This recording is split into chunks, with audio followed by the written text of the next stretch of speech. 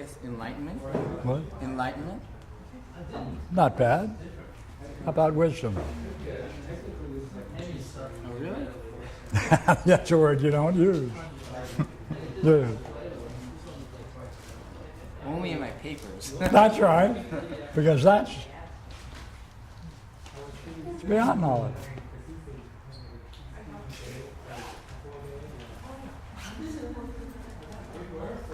Right? You said, hey, wake up, it's beautiful. All of your phony arguments. Take a look, it's beautiful. Oh, yeah. Oh. You brought the guy to see, didn't you? Yeah. What's that called? What kind of role are you playing?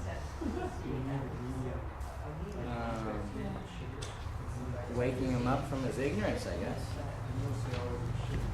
Pardon me. Did the gentleman mention what role he was playing? Oh, is that what you asked? Role? I did. Did he answer it? Oh, role, yeah, waking him up from his ignorance. What do you call that? Sleeping. That's getting people out of bed. Optometrist. Giving them glasses. What do you call it? Teacher. What? A teacher. Oh, of shoemaking? Beauty. Of what? Beauty. Oh, Philosophy, I guess. what kind of teacher would that be? A philosopher. Thank you.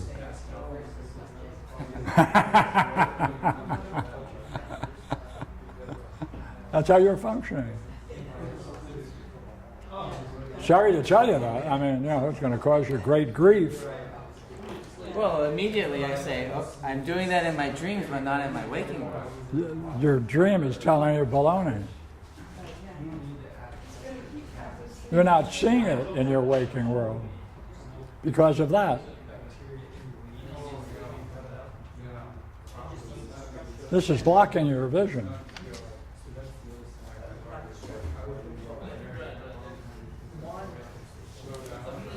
I think it blocks me in my writing, too.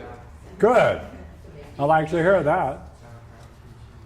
And therefore, it's going to challenge the hell out of it, isn't it? Yes.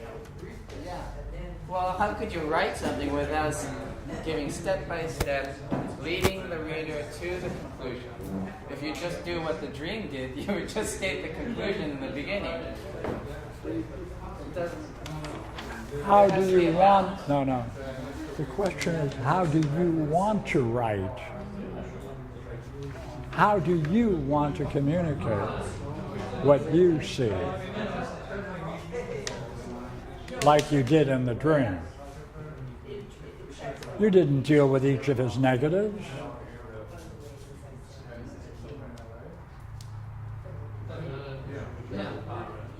Yeah. Oh, this is a good dream to reflect on. Yeah. Okay. Good. Fun dream. Very important.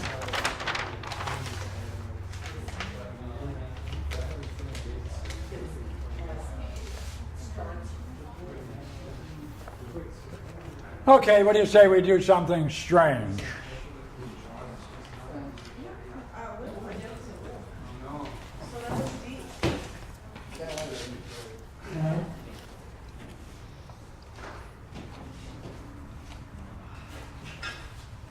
You had the inside scoop. Did I hear something? No. Okay.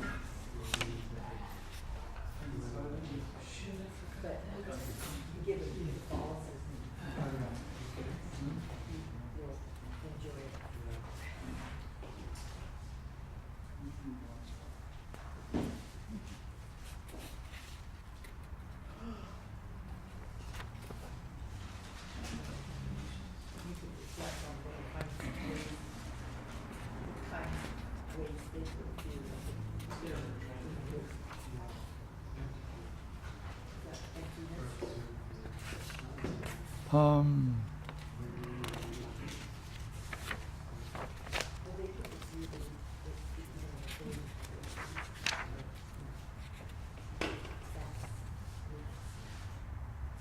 Maybe I can take donations now while there's a lull.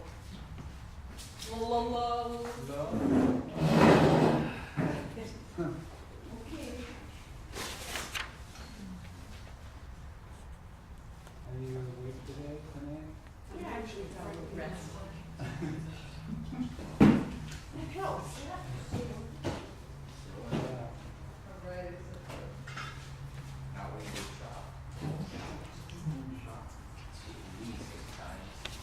Hey, Bruce. Yeah. It's quite unpleasant. Huh? I've heard it really. okay, look, got something.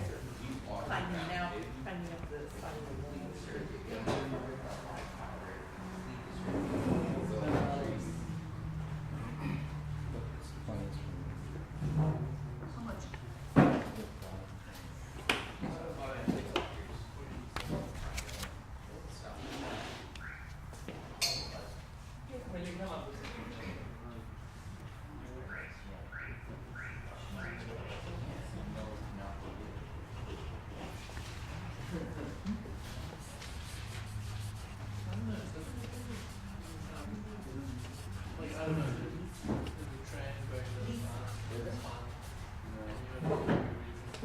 Oh, by the way, I get to invite people to my house tomorrow. Turn on the old coffee pot, and anybody's welcome. And bring the best you have to offer. Okay. Who is it? Not two. Okay. Additive, edible, and stuff. Oh, Pierre, Yes, can I ask you something? sure. Are you going to? You think you'll be in that Go ahead. mode Go ahead. of writing at that particular? Because I have to stand up here because I can't see, Okay. even with glasses. So I would like to sit Sure. up here. Sure. Right here. Sure. Please do it. And if anybody wants me to read it out loud, I'll read it as much as Yes. Ideal. Huh? Quite the same text. If I can read, that's all we need, right? We need something. Anybody want to help? They can.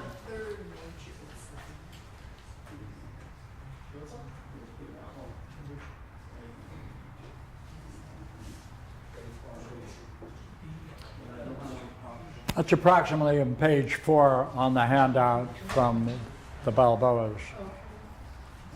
Beautiful piece of work.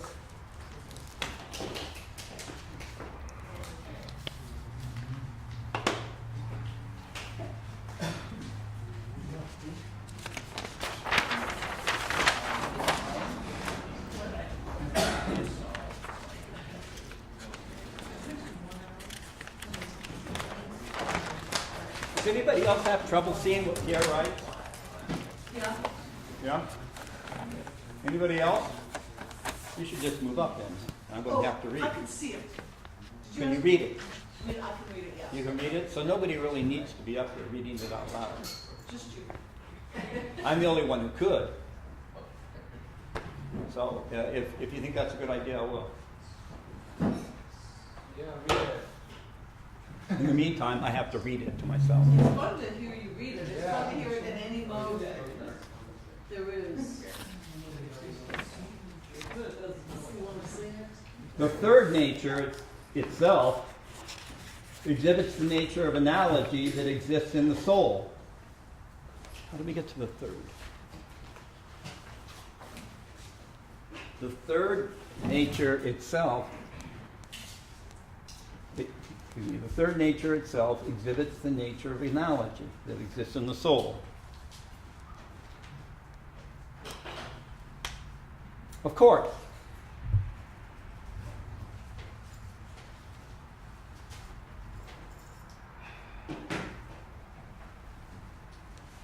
sorry, that wasn't. Okay, look, we got a kind of a fundamental problem here. Um,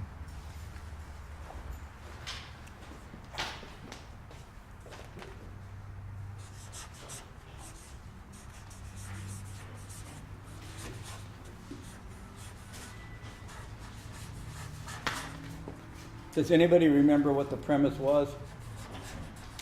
Why is there a concern for the nature of the soul, self, to trace it to its cause? It being the big question. To trace itself?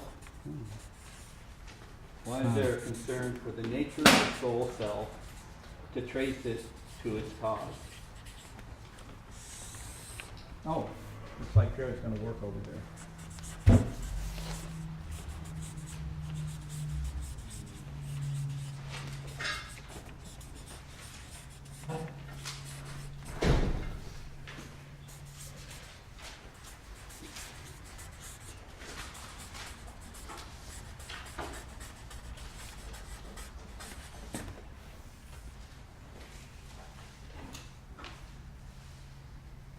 We need to review analogy, the neat analogy, and be able to express it in ideas and numbers.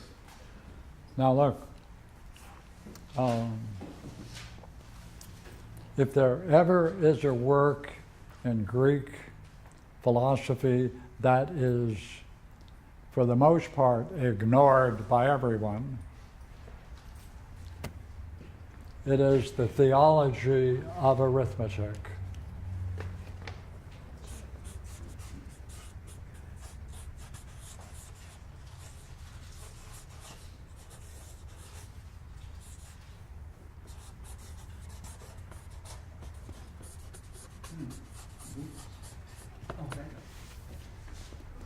Our whole culture is against the Greek idea of arithmetic,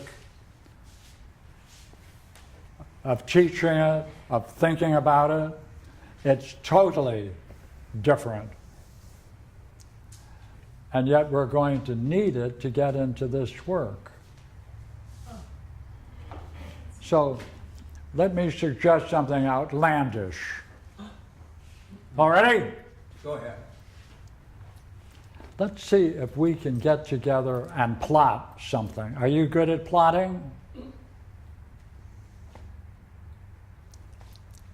Let's see if we can scheme a way to get the Balboas, Juan and Marie, especially Juan, right, to get up here and give a talk on the theology of arithmetic. That would be marvelous. Especially since last night I looked at my email, and you know what we have? Yeah. The whole Megillah. A new translation of the theology of arithmetic. Now, how can we pool our talents to see if we can trap him? Hey, what would you? Ask him? Yeah. I never thought of that. What a privilege. What a Sure. Would you be willing to be prepared to take us into the theology of arithmetic? Or introduce it or something. Sure, if you guys don't mind me stumbling a whole bunch. What do you think of that? We don't even need to plot. I'm an expert. By George. Wonderful. Good? This is a democracy. You're going to get a whole different view of arithmetic.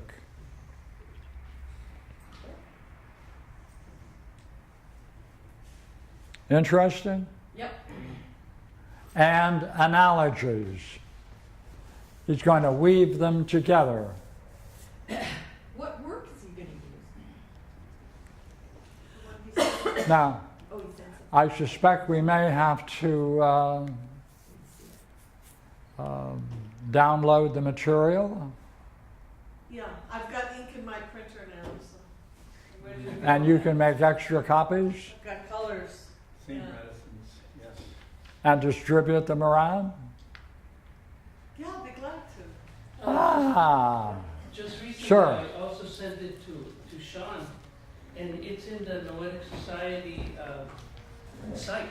All the theology of arithmetic is there. Oh, okay. There's an older version, and then there's a newer version, so make sure you get the newer version. Could you help identify that? Sure, Yeah, Pat, get it in the email, sure. send it around. So you But just you know said what, something- I'll send it out again to everyone, I'll send it to Barbara, and she can send out the new version to everyone, the complete thing. Cause she said something today. Yeah, and there were just little pieces from the whole thing throughout it. But there's a complete whole version that I did, and Could you like summarize it or give us an introduction tonight? well, not tonight, because there's a paper that I have here that summarizes. There's actually, what I sent a couple of nights ago also was the Nicomakis' Introduction to Arithmetic, which itself is a very beautiful work. He takes you from the very beginning, shows you what the multiples are, what the superparticulars are, shows you how all the different parts of arithmetic evolve. He shows you the absolute number. It also shows you about relative number, and he culminates. He finishes up in the most beautiful discussion on the diapason, diapason, by the way, all it means is through all, which is a ratio that encompasses all of the ratios. And that's where he finishes. And so what I sent you guys out just recently is the very end of it, the most beautiful part where he sews it all together. And the way he does it, he leads you step by step. And then there's a place there where once he leads you to a certain point, there's insight to be had, and it's a very beautiful thing. It's kind of like he leads you along, and then you get to a certain point and there's something to see there, and then from there he leads you on again, and then at that point there's something to see there, and he opens it and opens it and opens it all the way up, and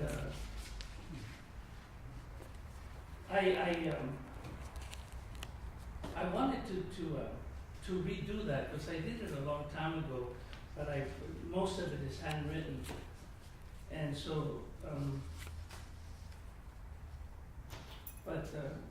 I put it into a real concise form. And I handed it out not that long ago to when I was showing you guys something, and then I lost the electronic version of it, but I found the paper of it where I put it all together into one perfect little one-page section, and this is it right here. Lucky you. The whole summary of it. So I'm going to redo it again, and I'm going to send it to you guys. But that's the whole summary, basically, of Nicomakis' Introduction to Arithmetic. Fantastic. So I'll make a copy of it. I'll re-enter it into the computer, and I'll send it out to each one of you. But yes, I'd be happy to introduce you to the work, and I'll show you how the ratios that he talks about, like the sesquialter and the sesquitertian, all it is, sesqui, all it means is it's like the Spanish seguir, which means to follow. So sesqui means to follow the alter, 2, the tertian, 3, the tarton, 4. So it all means the one that follows 2, the one that follows 3, the one that follows 4, the one that follows 5, the one that follows 6, all the way down the line. That's all it means. Start counting. But yes, I will I would be glad to take you on a little introduction into it. And it'd be something for each one of you to get into. The book, Nicomakis' Introduction to Arithmetic, you can find it on Amazon for $2. Even for less. It's one of the great books of the Western world, and it comes along with Euclid's Elements and Apollonius, and it's at the very back. And you can follow it all the way through. Where are the points where you see the beauty? All from the beginning. All through the beginning? From the beginning From the all the way beginning to on. the end. I mean, it's a beautiful, wonderful. Which one is it that's beautiful? All of it. He shows you, and he says it over and Did he over like- again, that did he it's a divine contrivance that he's showing you, and you see that it's a divine web, a divine matrix that shows the progression, the procession of number. And it's short. It's not very long. Short and beautiful.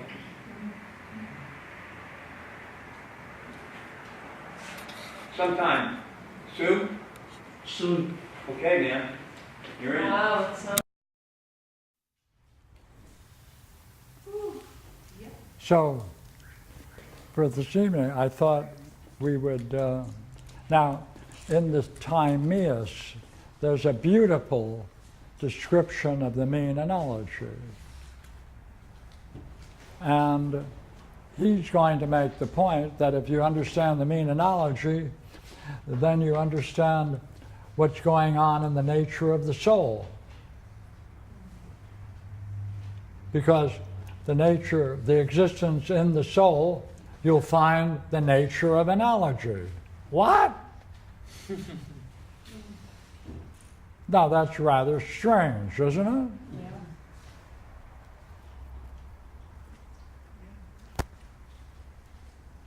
What does that mean? But I always like this question. What difference does it make? Right. This is yours? That's yours. This is mine. Oh yeah, I can tell.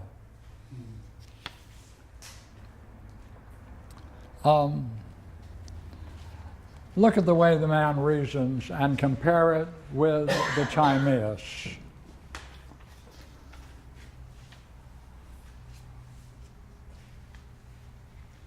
For if the same nature is both the middle and the third, but this is to the first, just as it is to the last,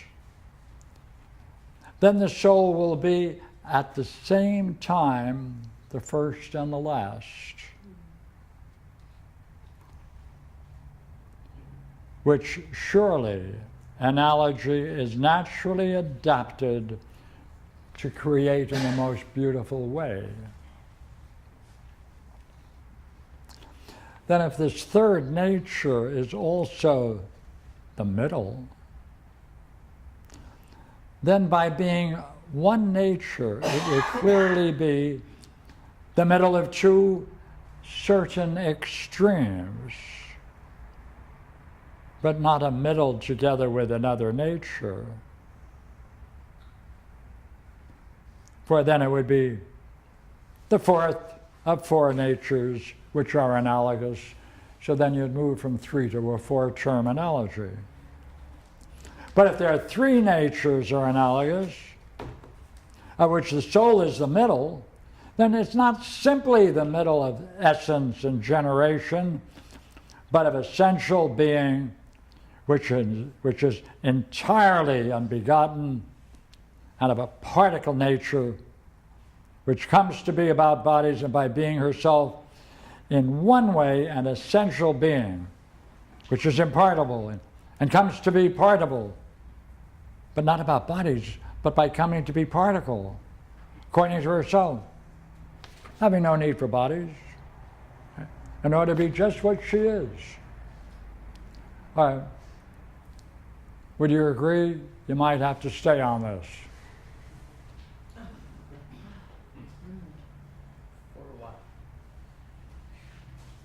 Now look, hidden in this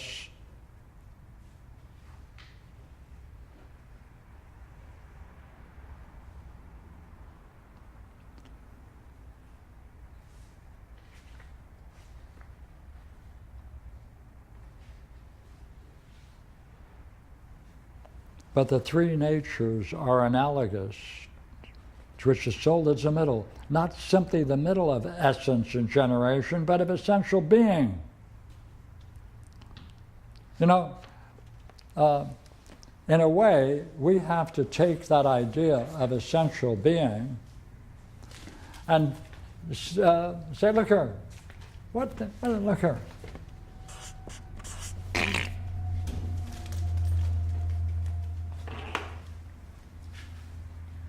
There's a bag over here. Here.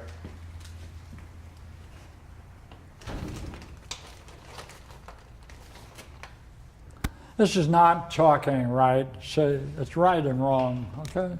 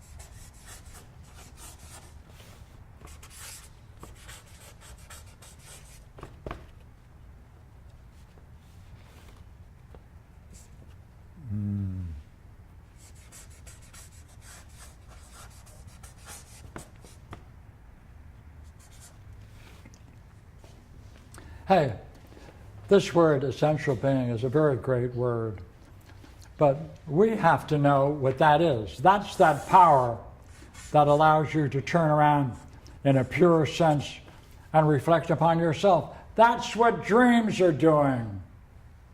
That's all dreams are doing. Getting you to reflect upon yourself. That is that word. And he says, you know what I mean by essential being? It's the intellect. So what the hell is intellect? For Plato, it's the eye of the soul that's capable of divine insight. That's what we're talking about. In other words, we're talking about the nature of mind. That's what we're talking about. This obscures it, see? Because this word in English doesn't mean what it is in the Greek. It's all screwed up. We can relate to this. We have trouble relating with this. But anybody who's able to use the word mind is going to have to use the word intellect. If they can't use the word mind, then all they can talk about is understanding, and they'll never use the word mind. They'll talk about brain's functions. Shucks. That's what we see. That's what's going on here. Now, what makes this really unusual is that these Greeks, Plato, Nicomachus, these people realize that analogies are made up, the terms.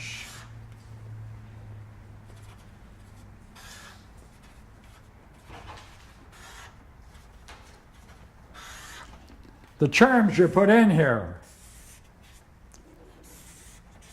can be of four kinds. You can put symbols.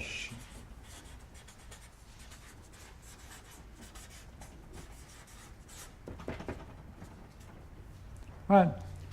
You can put ideas.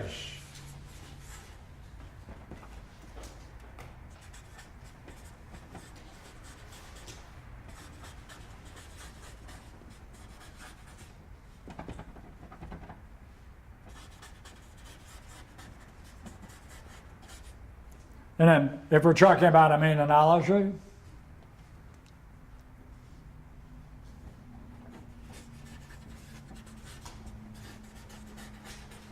to right opinion. Or you can use lines.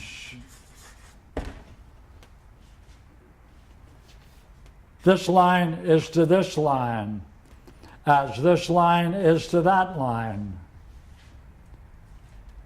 Greek mathematics can use numbers or lines.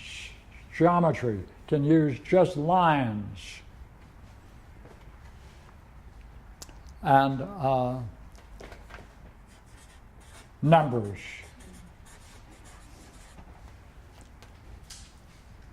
Now, they can do far more than we can with numbers, because we've been taught the only thing you do with numbers is calculate. Don't ask what it is. Never ask what it is. Something you do with something. So that's why we want to see what happens when you take this kind of a structure and you use the Greek idea of numbers when you put in numbers, because the class of numbers can represent a variety of things. Purely. Hey, purely.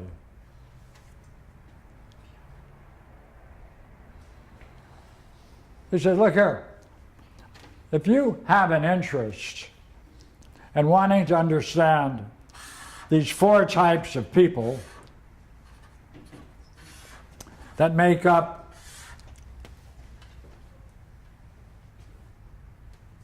aristocracy, oligarchy, all of the types that are in the Republic, and if you ask yourself, is it possible that we can understand their comparative distance, the psychic distance that they may have among one another?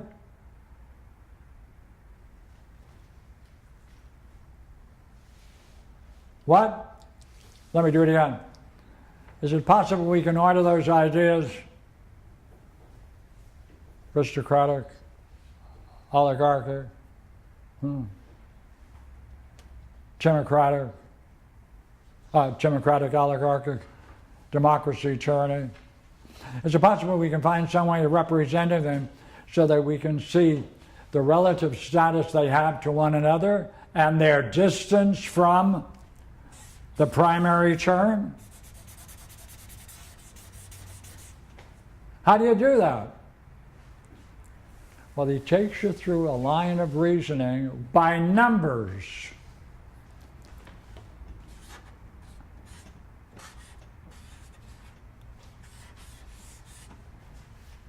$7.29 turns out to be a perfect way of representing their relative distance from one another.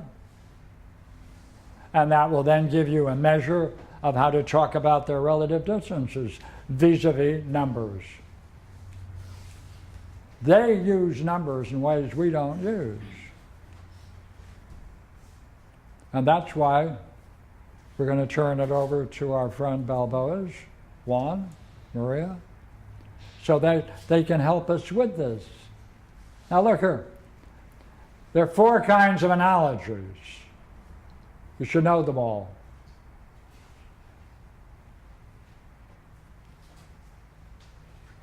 Golden section, 2-term analogy, mean analogy of 3 kinds, altogether 4, plus then 4-term analogies and extended by addition, a different number, right? But essentially 4 plus the golden section.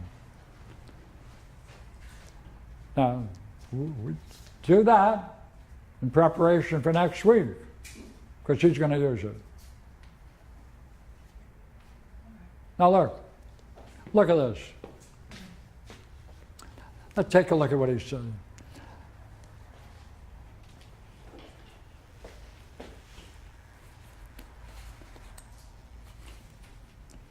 It's best not to check out your Parmenides when you need the.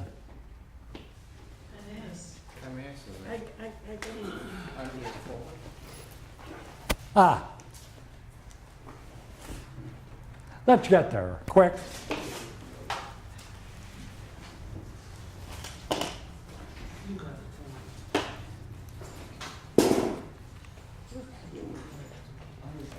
Which one is the mass or Parmenides?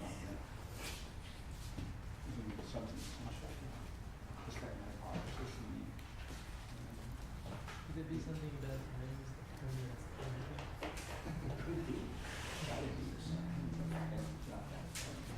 all stuff is done as well. Okay, now watch. We can use this.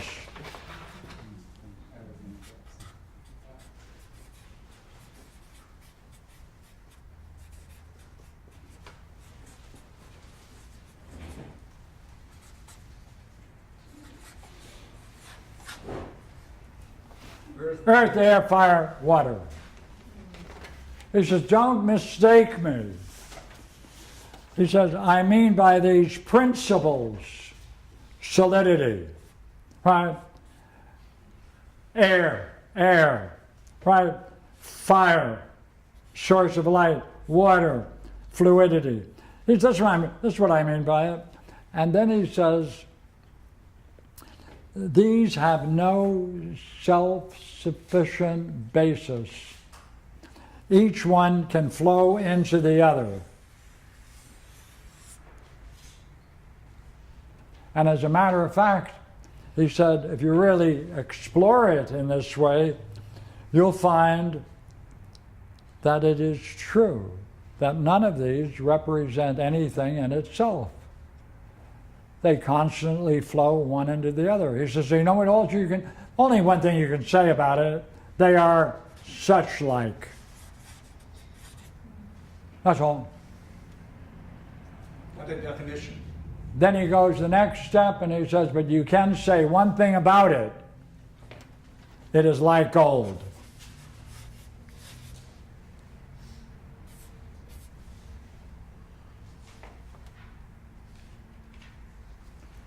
Now, when he talks this way, not this way, this is later. To understand these, you need four-place analogies. Before you get there, you need three-term analogies. Then you have to expand it to four. Now look, at 31b5, but he starts right at B.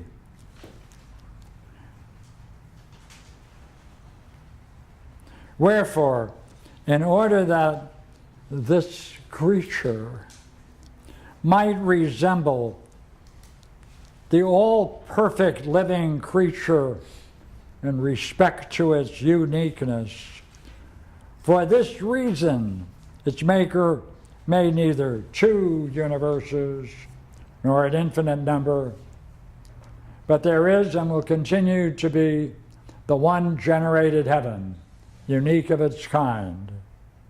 Now he's going to talk about that very point. Now that which has come into existence must needs a bodily form. It needs to be visible and tangible. Therefore, what do you need? You need something that will make it visible and tangible. Visible, fire; tangible, earth.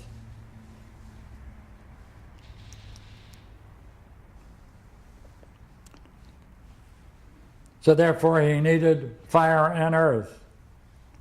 But you know what? You need a third thing. You can't just join two things. You need a third to connect the two. And here we have a beautiful description of, look here, you have two terms. In order to mix them, you need a third term. By doing that, you construct a mean analogy. The bond that connects, this is a very strange notion. The bond that connects these elements together must have existed prior to its application. Therefore, in the cosmos could not come into being without the property of analogy. Therefore, the opening line in the beginning of the chime is right, that the Creator brought everything into being out of one principle, likeness to Himself. But likeness is a term that is derived from analogy, alternate terms expressed with the word likeness, and also 4-term and 3-term analogies. Okay, so let's take a look at that. Look at the way he describes it. And since it happens to be something Regina likes so much, we'll get her to read it. I'm sorry, I don't have my. What? I don't have my book. Here's one. Oh. Thank you. 32, right on the head. 32. Oh. And the fairest. For whenever the middle, Oh, where are you? Just below that. Oh, I thought you wanted in the loud, fairest of bonds. please, loud. And the fairest of bonds? Is that what you want? Exactly at 32. Okay. Just For below. whenever the middle term of any 3 terms, Louder. for whenever the middle term of any 3 terms, cubic or square, is such as the first term is to it, so is it to the last term. And again, conversely, as the last term is to the middle, so is the middle to the first. Then the middle term becomes in turn the first and the last, while the first and last become in turn middle terms. And the necessary consequence will be that all the terms are interchangeable. And being interchangeable, they all form a unity. Now, to see that, right, is simply the usual transformation of a mean term or a mean analogy, right?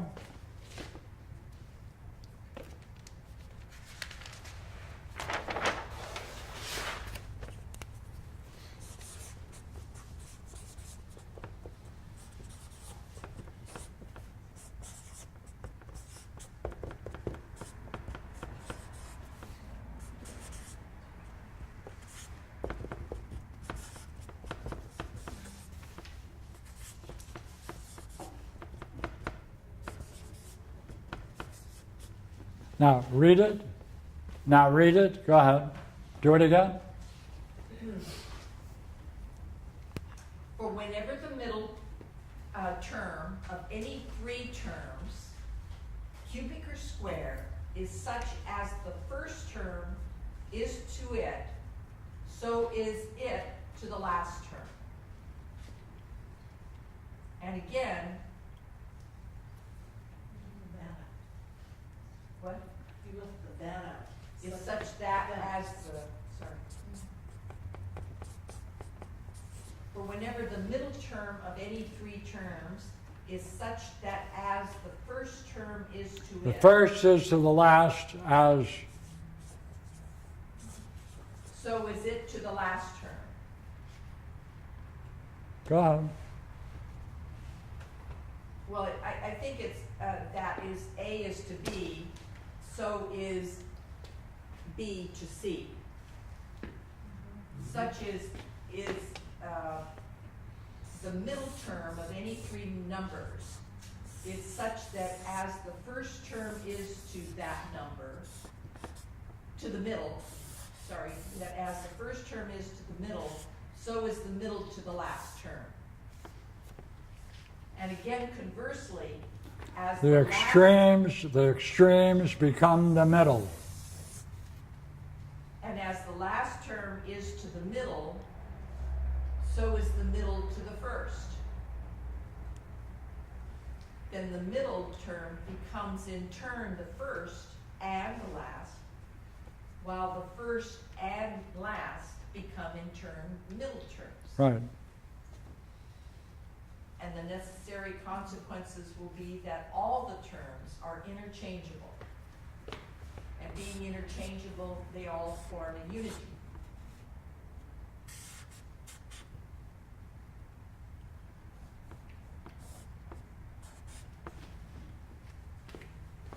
He's talking about it. Yeah. What happens when you put numbers in? What do you discover when you put numbers in? What do they mean by a number?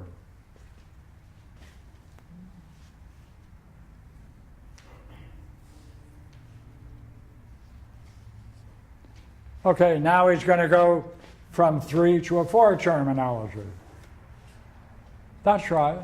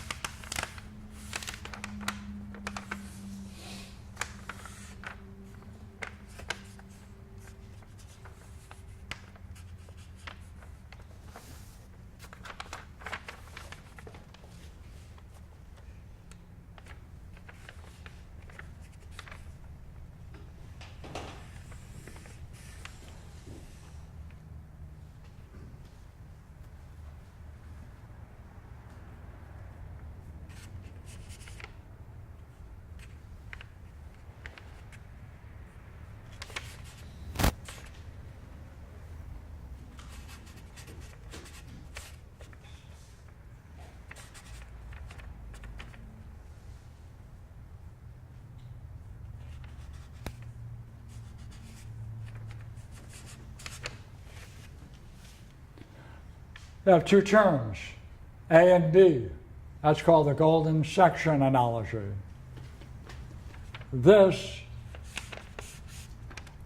is to this plus this as B is to B, is to A by itself.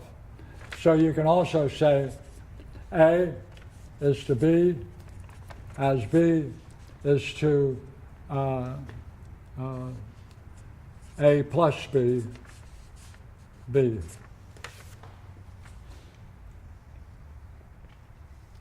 And that's called the golden section. The columns in many temples carry that proportion throughout, repeats itself. And then the 4-term analogy.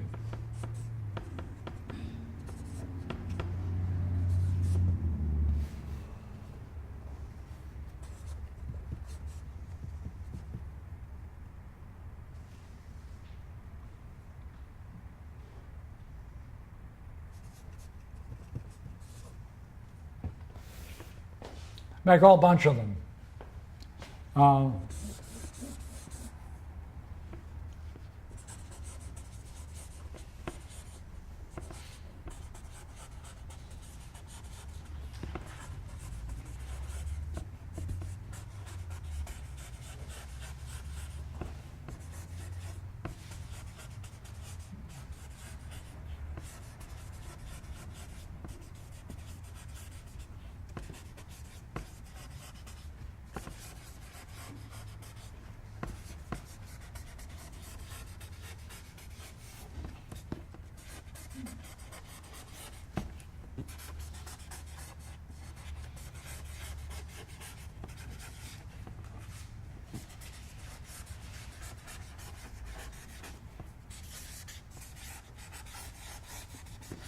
That's what we want. We want, what is a number?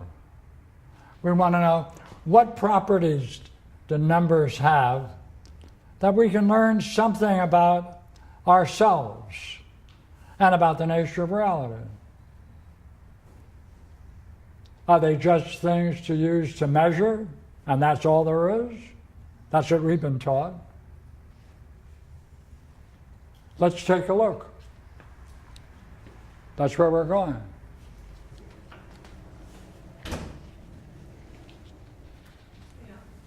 Let's have a good time getting there. Right? Then we can go back to Proclus and have fun with the section we're now in. All right? Good. I quit. Thank you for your. Thank you. Now, if any of you have any special and favorite section that you would like to get up and contribute, talk about, please let me know so we can get you up here and do it. By all means. Fair enough? Yeah. Good. Okay, guys. Anybody? Thank you.